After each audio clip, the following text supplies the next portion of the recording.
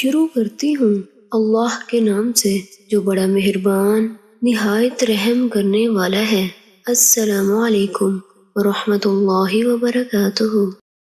حضرت ابو ہریرہ رضی اللہ تعالیٰ عنہ سے روایت ہے کہ نبی اکرم صلی اللہ علیہ وآلہ وسلم نے ارشاد فرمایا، جو لوگ ایک مجلس میں بیٹھ کر اللہ کا ذکر کریں لیکن اپنے نبی پر درود نہ پڑھیں، وہ محفل ان کے لیے بے فائدہ ہے، اور جو لوگ بیٹھیں اور اللہ کا ذکر نہ کریں، ان کا بیٹھنا بھی ان کے لیے بے فائدہ ہے۔